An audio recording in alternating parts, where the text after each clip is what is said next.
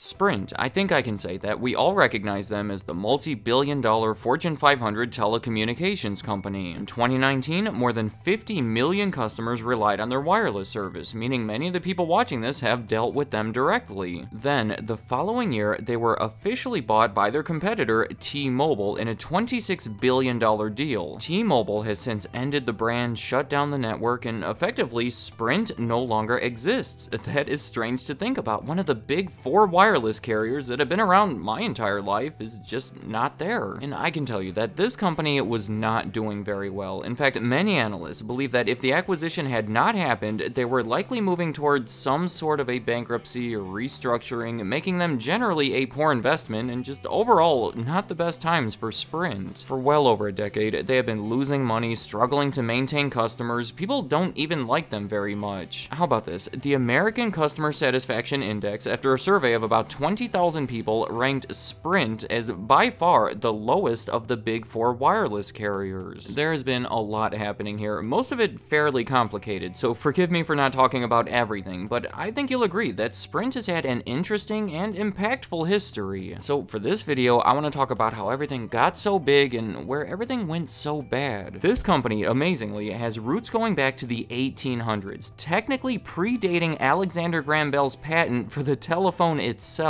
Yeah, it basically started as part of a railroad. See, the South Pacific Company installed telegraph lines along the railroad tracks so the dispatchers can communicate with the engineers that were later transformed into telephone lines. See, for about a century, AT&T pretty much had a monopoly over all parts of the telephone industry, but in the 1980s, the government forced them to divest their local telephone companies, and that started shaking things up. I have a video detailing what happened with all of it, but the relevant part here is that with these local phone service providers, the customers were now allowed to choose their long-distance carrier. It wasn't just automatically AT&T anymore. Logically, many companies saw an opportunity, and it created a bit of a frenzy in the long-distance markets. It motivated South Pacific to use their existing lines to establish a long-distance network that they cleverly named South Pacific Railroad Internal Network Telecommunications, or more simply, Sprint. You may already know that due to the expensive infrastructure and all the benefits of scaling operations, the telecommunications industry is all about mergers and acquisitions, and this right here is no exception. I think the story of Sprint can be effectively told by highlighting some of the major ones, starting in 1982 when that original Sprint network was bought by GTE. They were the owners of 16 local phone companies, and since those local phone companies would have to connect to the long-distance lines to connect the long-distance calls, the idea was that they would now get the benefit of controlling both parts of that. Then, in 1986, that combined company merged with United Telecom to create a 50-50 joint venture that was later fully acquired by United Telecom in 1992, when at the same time, the name of everything was simply changed to Sprint. Now, United Telecom, amazingly, also went back to the 1800s. It was started as the Brown Telephone Company, named after the founder, meant to be a local alternative to AT&T in the small town of Abilene, Kansas. Over the years, it grew to serve more markets, acquired other local providers, changed its name a few times, and by the time of this deal, it was a multi-billion-dollar company that had invested heavily in establishing an advanced 23,000-mile fiber optic network for its long-distance calls. Do you see what was happening here? Neither one of these companies were profitable when they came together, and they only combined for 4% of the US long-distance market that was still heavily dominated by AT&T. But they were investing in their infrastructure and scaling the business in hopes of establishing something that can slowly grow to be profitable and chip away at AT&T's ridiculous share of the market. And that is what they did. By the end of the 1980s, they were attracting enough customers to finally turn a profit. For Sprint, it was all about that fiber optic network. It was their big selling point because no major competitor, including AT&T, was using that technology. They adapted a new logo featuring horizontal lines that were meant to represent the fiber optics and featured it in an effective ad campaign where a pin was was famously dropped next to a telephone, saying that the fiber optics made it possible to hear even that little sound all the way on the other end of the phone line. Another important merger happened in 1993 when Sprint came together with Centel, making them the first major company to provide local, long-distance, and wireless services. That right there was Sprint's first major introduction into wireless services, which obviously became a huge part of the industry. By the mid-2000s, Verizon Wireless and Cingular both had over 40 million customers, in part because Cingular had just acquired AT&T Wireless. Like I said, there have been so many acquisitions, so to keep up with its competitors who were aggressively growing in the wireless market, Sprint made its own acquisition. In 2005, they bought the wireless company Nextel for $35 billion.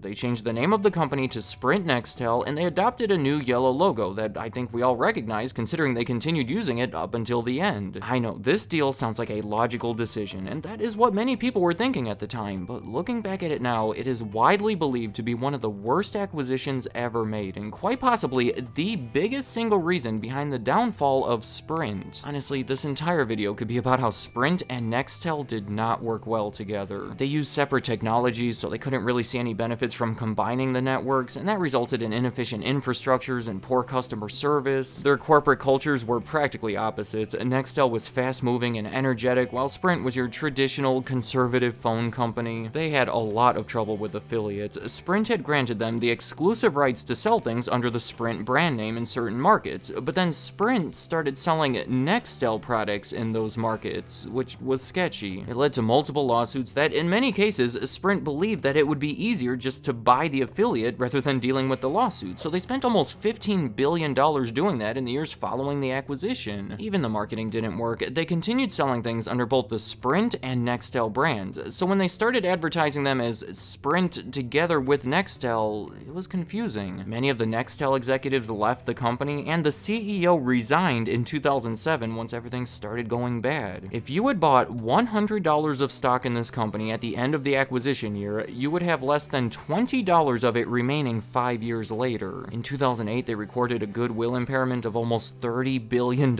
essentially saying that Nextel did not hold its value, and that most of the $35 billion that they had paid for it a few years earlier was wasted money. In 2013, they officially ended the Nextel network and dropped Nextel from their name, when that year they were mostly acquired by a Japanese company called SoftBank. It was actually the largest foreign acquisition by a Japanese firm, paying a little more than $20 billion for it, which is obviously a lot of money. But I want to point out that Nextel itself was acquired for $35 billion, not even accounting for the Sprint part, so that shows how much value they had lost over that time. And to go a step further with that, back before Nextel was ever even involved in 1998, a competitor of theirs, WorldCom, was on a bit of an acquisition spree and offered to pay $115 billion for Sprint. It was blocked by the Department of Justice for fear of reduced competition in the market and was seemingly an inflated price tag anyway, but using those benchmarks, Sprint technically lost almost $100 billion in value over those 15 years. I think I'm safe in saying that Sprint developed the worst reputation of any major wireless carrier. In 2017, they were listed as number 10 on Yahoo's list of America's most hated companies, and the following year, they were on USA Today's list of America's most hated companies, this time at number 7. Like I said in the beginning, people do not like Sprint, and I'm going to say that this is mostly because they do not have the best network. I fully recognize that there may be some former Sprint customers watching this that will dispute that, and I'm open to hearing about it, but I'm going to guess that far more of you are already nodding your head in agreement. It is sad to say that because this is Sprint we're talking about. Back when everyone was concerned with long distance, they were known for their superior fiber optic, pin-dropping 10 cents a minute ahead of their time network, but now,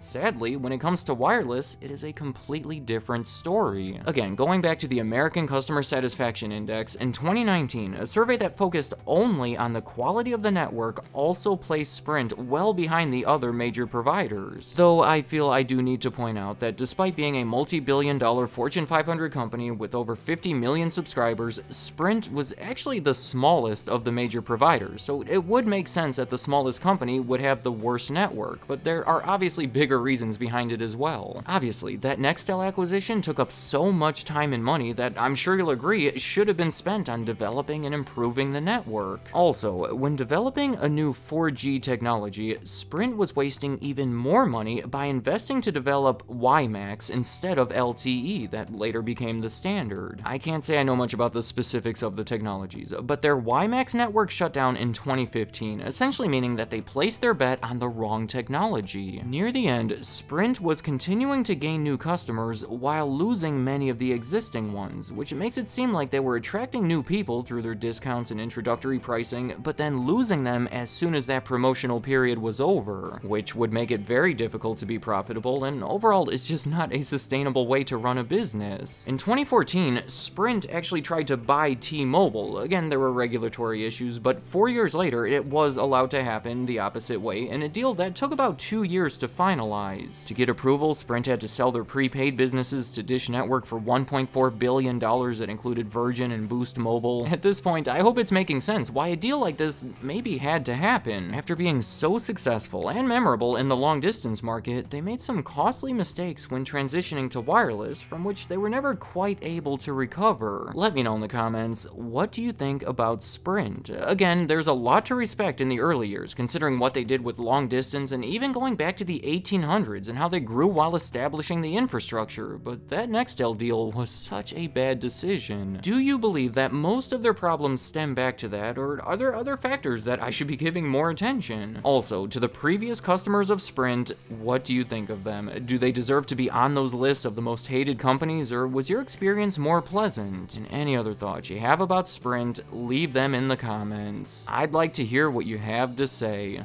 Thank you for watching.